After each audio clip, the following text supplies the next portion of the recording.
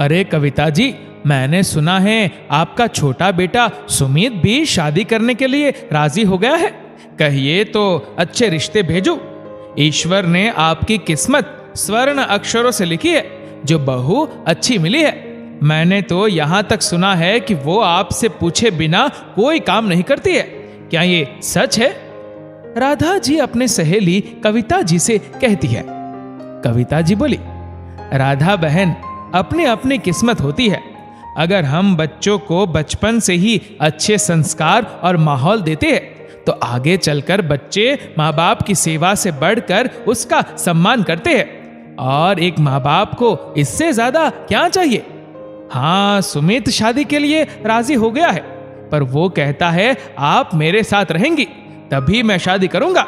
और रमेश कहता है आप मेरे साथ रहेंगी। मुझे तो समझ में नहीं आता मैं कहां रहूं। इतना कहकर कविता जी हंसने लगी। थोड़ी देर बाद कविता जी सबसे मिलकर अपने घर की तरफ चली गई। वहां बैठी कुछ महिलाएं बोली, जब अच्छे बेटे बहू मिल जाए तो लोग ऐसे ही इतराते हैं।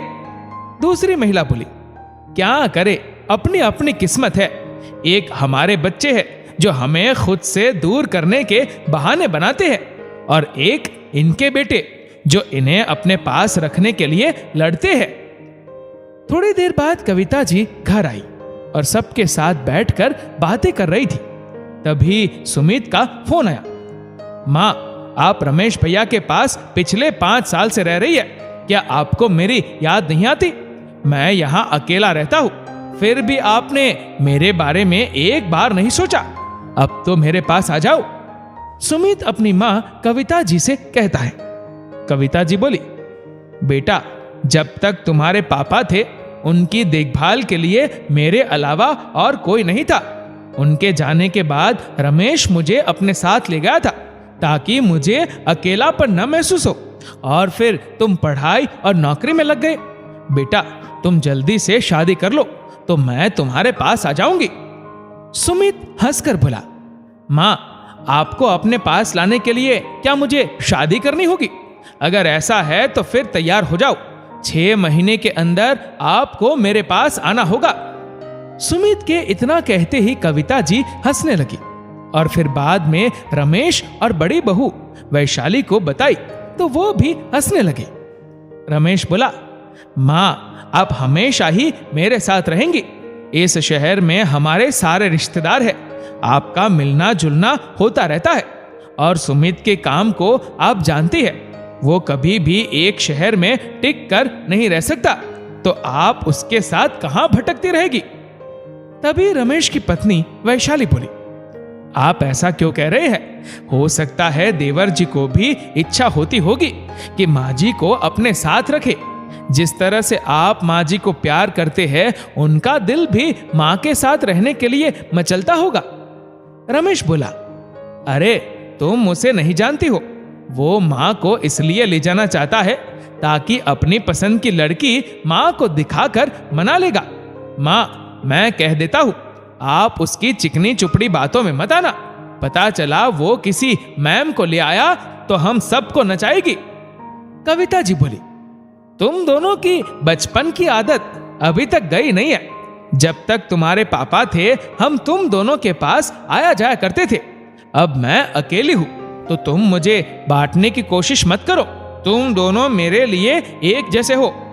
इतना कहकर कविता जी आराम करने चली गई।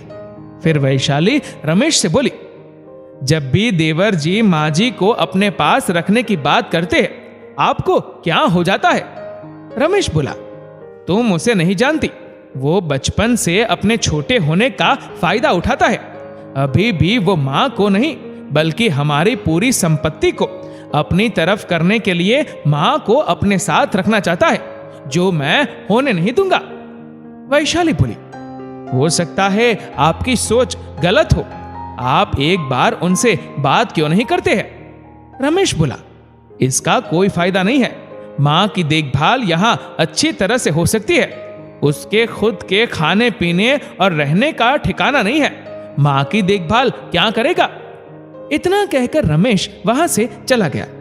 कुछ दिन बाद सुमित माँ को लेने के लिए आया तो रमेश अपनी जिद पर अड़ा था कि वो माँ को नहीं भेजेगा। सुमित बोला, भैया ये गलत बात है।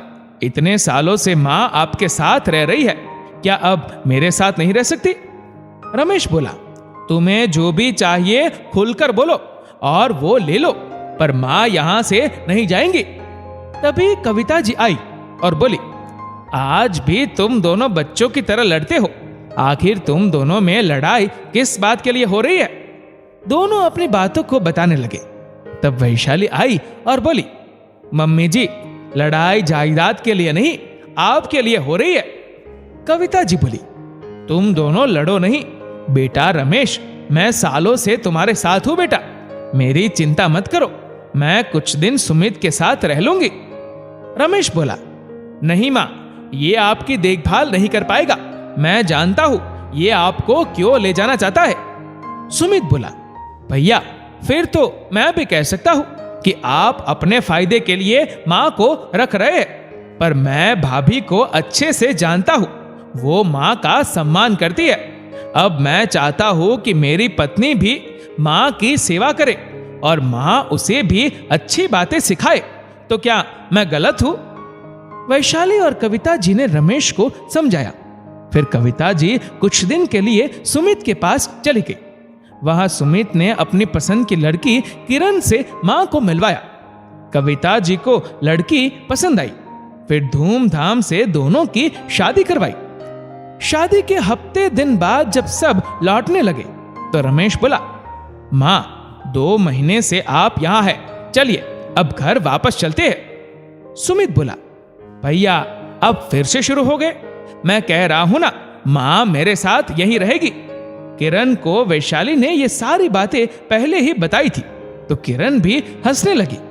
फिर वैशाली बोली, आप दोनों बच्चों की तरह मां को अपने पास रखने के लिए लड़ते रहते हैं, इसका कोई तो उपाय निकलना होगा।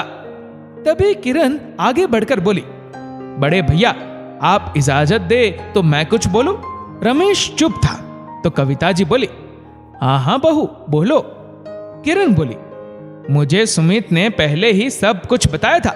मम्मी जी, हम अपना ट्रांसफर उस शहर में ले लेते हैं। ज्यादा से ज्यादा क्या होगा, प्रमोशन नहीं मिलेगा, पर आप सबका साथ तो मिलेगा। मैं रिश्तों में थोड़ी सी दूरी और ढेर सारा सम्मान बना रहे, उसी में विश्वास रखती हूँ, ताकि रिश्ते भी खराब ना हो और एक दूसरे का सम्मान भी बना रहे। रमेश बोला, देखा माँ, मैंने कहा था ना, आते ही दूरियां शुरू हो गई। किरण रमेश की बातों पर मुस्कुराई और बोली, बड़े भैया आप रिश्ते में बड़े हैं, पर मन आपका बच्चे जैसा है। वैशाली बोली, आप इसकी बातों को समझ नहीं रही है। ये कहना चाहती है कि अगर एक ही घर में रहेंगे तो छोटी छोटी बातों के कारण कहीं दूरियां ना बढ़ जाए, तो एक ही शहर में रहेंगे और मिलना जुलना होता रहेगा। फिर किरण वैशाली से बोली, भाभी आपने मेरी भावनाओं को समझा, इसके लिए बहुत बहुत धन्यवाद। अक्सर बहुएं ही बुरी ठहराई जाती है।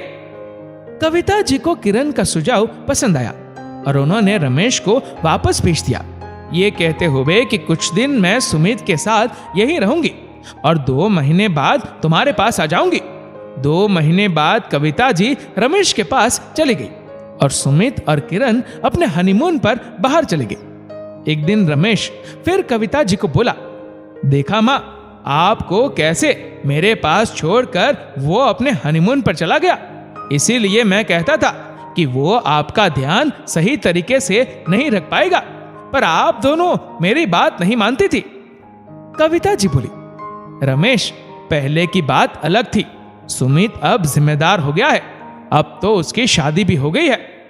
तभी वैशाली बोली, हाँ मम्मी जी, किरण बहुत समझदार है, वो बातों और रिश्तों को समझती है। ये बात अलग है कि वो नए जमाने की है, पर परिवार से दूर रहने के बाद भी एहसासों को खुद से दूर नहीं करती। ये बात मुझे उसकी बहुत अच्छी लगी। सुमित और किरण हनीमून से आने के बाद थोड़ा वक्त लगा, फिर दोनों ने अपना ट्रांसफर अपने शहर में करवा लिया और वही पास की सोसाइटी में एक फ्लैट ले लिया।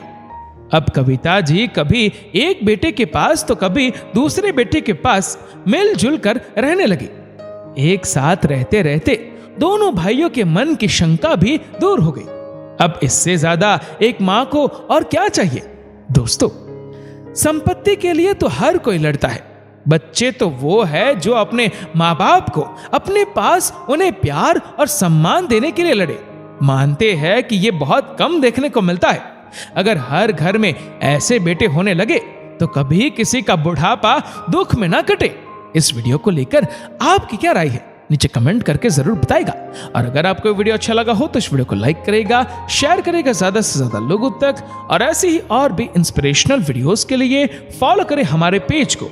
और ऐसे ही और भी वीडियोस को यूट्यूब पर देखने के लिए नीचे कमेंट सेक्शन में लिंक दी गई है, जिसके ऊपर क्लिक करके हमारे चैनल को आप सब्सक्राइब करें और बेल आइकन दबाएं, ताकि हमारे हर लेटेस्ट वीडियो की अपडेट आपको मिलेगी सबसे पहले। धन्यवाद।